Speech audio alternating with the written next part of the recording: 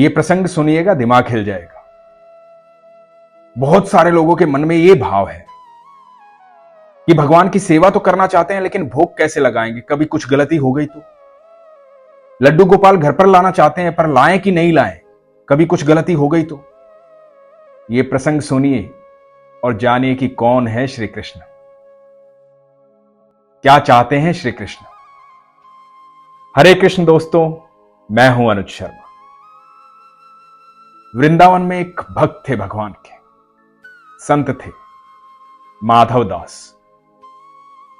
कृष्ण के जितने प्यारे होते हैं ना, वो अपना नाम भी वैसा ही रख लेते हैं, कृष्णदास, माधव दास, क्योंकि भगवान के दास होते हैं। तो माधव दास जी अनन्य भक्त थे। लताओं में, कुंजों में रहते थे, झाड़ियों में रहते थे, ना कोई कुटिया, ना कोई आश्रम, ना कोई घर, बस ऐसे ही रहते थे। उनको लगता था कि वृंदावन की भूमि पर रहता हूं, ये काफी है, मेरे ठाकुर के दिल में रहता हूं, कृष्ण के दिल में रहता हूं, ये काफी है। ब्रज की रज में लिपटे रहते थे। माधव दास जी भोजन क्या करते थे, सुनकर आप हैरान हो जाएंगे। संत लोग आते थे आश्रम में, भोजन करते थे, भोग लगाते थे। जो संत लोग झूठा छोड़कर चले जाते थे, उन संतों का भोजन इकट्ठा करते, उस झूठे भोजन का भगवान जी को भोग लगाते, ठाकुर जी। ठाकुर जी को भोग लगाते, उसके बाद उस भोग को खुद खाते। बड़े अलग मिजाज के भक्त थे, बड़ा अलग प्रेम था। संतों का झूठा भोजन लेकर के भगवान को भोग लगाना कभी सुना ही नहीं होगा आपने। अनन्य भक्त थे ठाकुर जी। ठाकुर जी के प्रति इतना भाव था उनके मन में, इतना प्रेम था उनके मन में, एकदम सच्चा प्रेम, सरल प्रेम। एक दिन हुआ क्या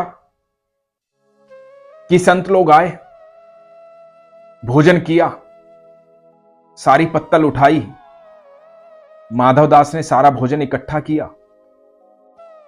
भूख लगी थी बहुत जोरों की, भूल गए कि ठाकुर जी को भोग रोज लगाता हूं। इकट्ठा करके खुद एक कोर अपने मुंह में डाल लिया, और जैसे ही मुंह में डाला, एकदम से दिमाग में बात आई कि ठाकुर जी को भोग तो लगाया ही नहीं। अब वो कोर जो है मुंह में है, बाहर नहीं फेंक पा रहे, क्योंकि संतों का झूठा है। जिस व्यक्ति को सबके भीतर कृष्ण दिखते हो ना, वो सबको कृष्ण मानता है, वो सबसे प्रेम करता है। और संतों की, महात्माओं की तो महिमाएं अलग होती है।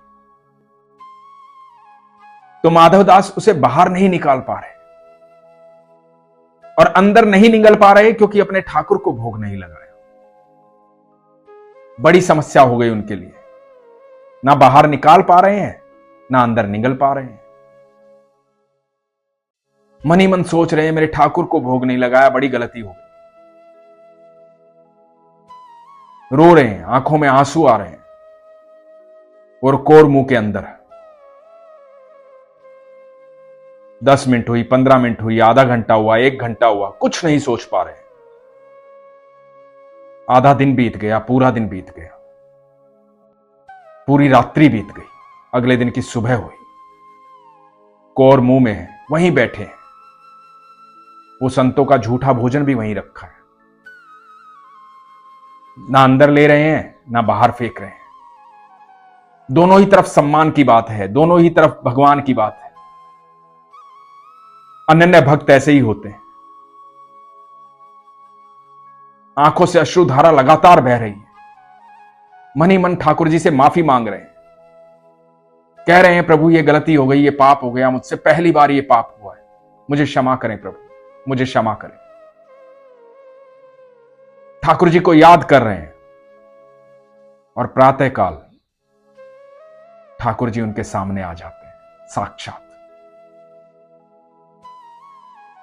देखते हैं माधवदास, मोर मुकुटधारी, बंसीधारी, बाके बिहारी, नंद के लाल, यशोदा के लाल, माधवदास के प्यारे कृष्ण कन्हैया सामने खड़े हैं साक्षात।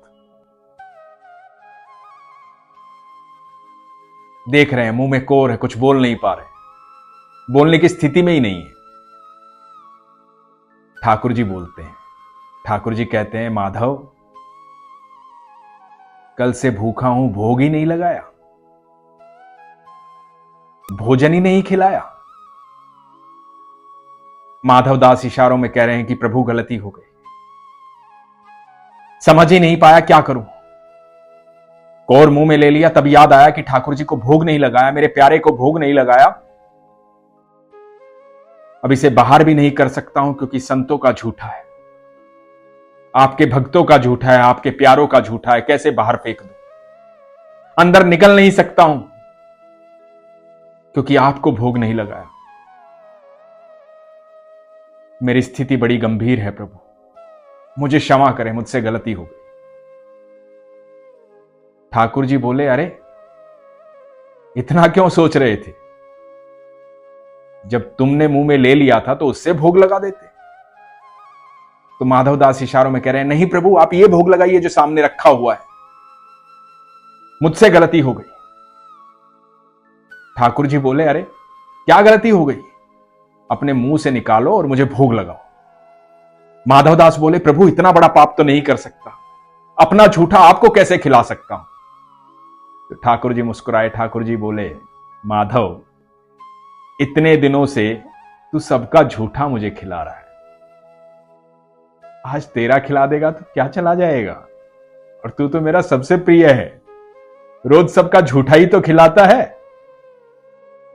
तो चल अपने मुंह से निकाल और भोग लगा। माधव दास रो रहे हैं लगातार, आंखों में अश्रु भरे हुए। सोचो कैसी स्थिति है कि भगवान सामने खड़े हैं, कुछ बोल नहीं पा रहे हैं, मन में यह चल रहा है कि क्या करूं क्या ना करूं। सामने सर्वेश्वर है, ठाकुर है, ईश्वर है। तो भगवान जिद करते हैं, तुम भोग नहीं लगाओगे तो मैं भूखा ही रहूंगा, भोग लगाओ माधवदास। माधवदास भगवान के चरणों में गिर गए, बोले, नहीं प्रभु ऐसा पाप नहीं हो पाएगा, नहीं प्रभु ऐसा पाप नहीं हो पाएगा। भगवान जिद करने लगे। भगवान ने कह दिया कि तुम भोग नहीं लगाओगे, अपना झूठा नहीं खिलाओगे, भोग ग्रहण नहीं करूंगा, अब सोच लो तुम्हें क्या करना है।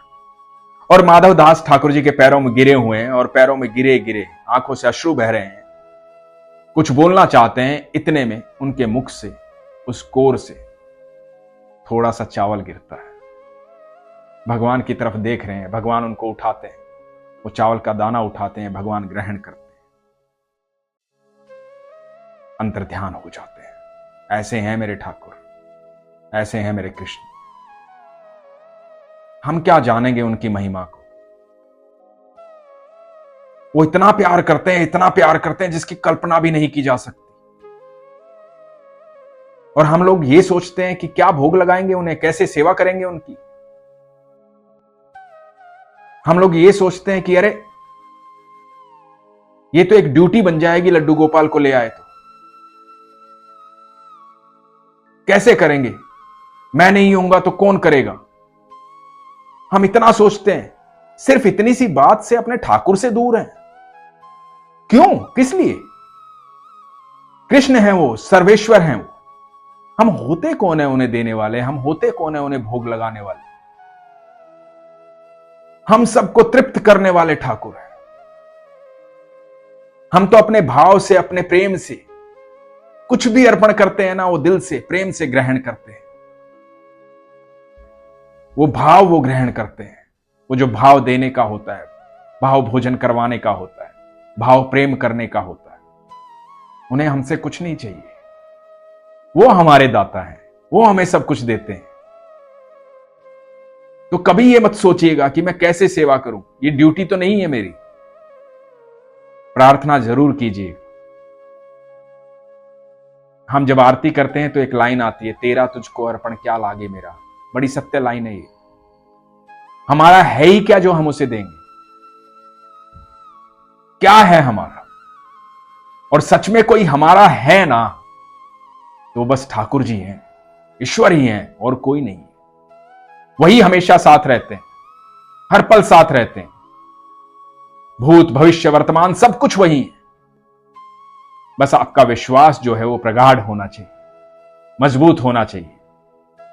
इसलिए हमेशा कहता हूं, अपने विश्वास को मजबूत रखिए, अपना ख्याल रखिए। हरे कृष्ण।